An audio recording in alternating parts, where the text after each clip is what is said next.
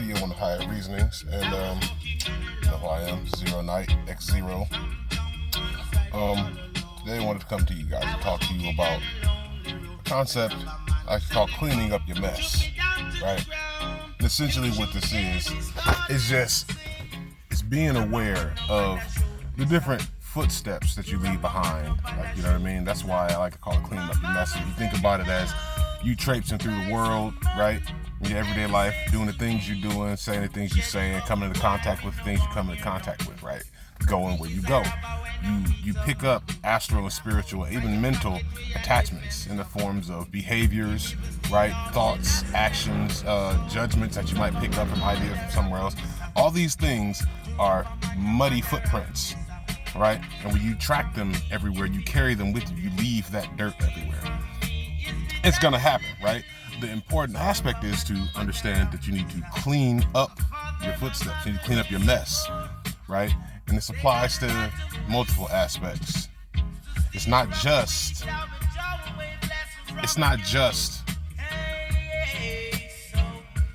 say in the spiritual realm, right?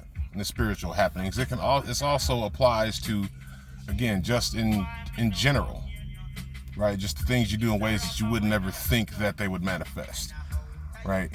So let me give you an example. Well, let me start off with this first, right? For people who might be familiar with the Buddhist Polycanon, the Buddhist studies, right?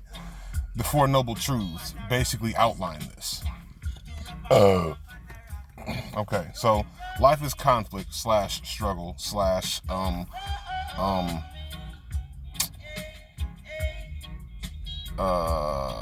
suffering, right? That's just struggle in different words, right? And conflict, right? One thing against another, right? Conflict is born of desire, right? And desire can be quenched, right? You quench the desire by the dissolution of the ego, right? This is the Four Noble Truths, okay? And what these are essentially talking about is what I was just explaining to you. Like, these footsteps that you leave behind cause you damage, okay? They cause effect in your experience, in your life experience, right? Like think about it this way. If you track dirty footprints in a person's home and then pretend you didn't do it and you have no idea how they got there, how do you think that person's gonna react, right? And the psychological effect of that works much the same way. So like, if you were, say you get in an argument, you have a bad relationship, right? And that shit lasts years. So you have all kinds of different psychological and psycho-spiritual stains, right? And mess on you as a result of that attachment, right? Adherences, right? Because there are things that you just didn't let go of, right? That you haven't emotionally processed so you can let them go, right? You track these with you everywhere. Even if you're not aware of it, other people see the mess. You see what I'm talking about? So it's important to practice, even physically, cleaning up your mess, arranging your house, as it were, right? Because this is what kind of psychologically and behavioristically primes you mentally to do these things and slip into this mode of thinking and behavior and see your life through this way, as opposed to just living willy-nilly and just making messes wherever you go and not understanding that the consequences, the repercussions end up being the life you live, right? And then thusly you end up blaming it on other people. You lash out because no one will help you, or no one will stop doing this thing to you. Why is this happening to me? Like, it's because you're not acknowledging the mess you made, right? You know what I'm saying? You gotta open that closet and address them naked skeletons in there. You know what I'm saying? Put some clothes on them boys, let them dance around. You know what I mean? Deal with that. You got to deal with your mess. Because if you don't, you're basically forcing somebody else to. Through your actions, through the way you react, through the way that you relate to the different people in your environment, the different aspects of your environment, right? When you don't deal with your own psychological, spiritual, psycho-spiritual, emotional shit, you track that shit into other people's houses. And they react exactly the way you would think a person would react if you track poo into their house, right? So, clean up your messes. Everyone leaves messes. like I said, nobody is here physically without the result of leaving a mess, right? The point is to look back at that mess, understand that it's a part of your experience and existence that does affect everything else. So clean it up. That's all you gotta do. You made it, clean it up. It's not gonna be any harder than making it. Clean it, it won't. You just gotta acknowledge it's there. You can't fix something that you don't acknowledge is broken, right?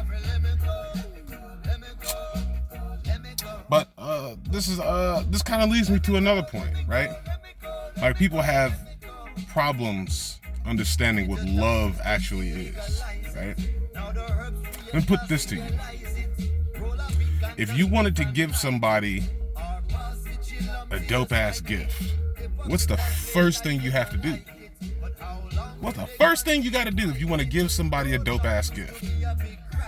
Something you know they want, doesn't matter really what it is. You have to first acquire it. You got to get it yourself. Or at the very least, find it and know about it, right? Because you can't give somebody something you don't have. So in order for you to get this love of self, have that love in you, what you got to do, you got to clean up your mess.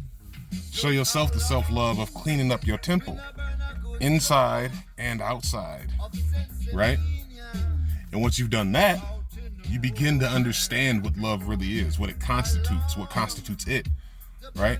The non-physical aspects of what encompass it. And then you understand how to give love. You have it now. Now you have it to give. And the best thing is, it don't just run out. Not when you give it to yourself. But if you depend on somebody else for your emotional stability, emotional well-being, self-esteem, image of yourself, what have you, that's going to run out. That's a finite resource. It's not even really that potent. So, clean up that mess, gain that self-love, and be able to, spread them beams out. You can shoot them beams out everywhere all day long. Just blast love beams and light beams everywhere, and you'll be good. You'll get it back, but that's not the reason you do it at this point.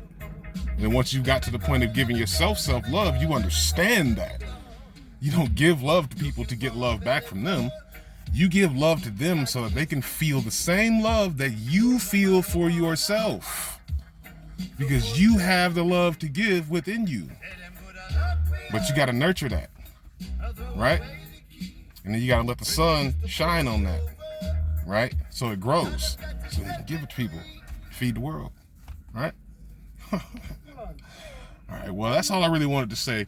I got to get in here and finish this laundry because I'm at the laundromat right now. That's why I keep looking around like that, because I'm sitting in a parking lot. Thank you for joining me. You guys, make sure you check me out on TikTok, ZeroNight469, and right here on YouTube, Spellcraft Spirit School. I'm going to rename it here soon because I'm going to be launching a book, and it's actually a series of books and a course to go along with it that has to do with the actual workings and mechanisms of magic, Heka, and spiritcraft. So I'll talk to you guys soon. Like, share, subscribe, and thank you for joining me.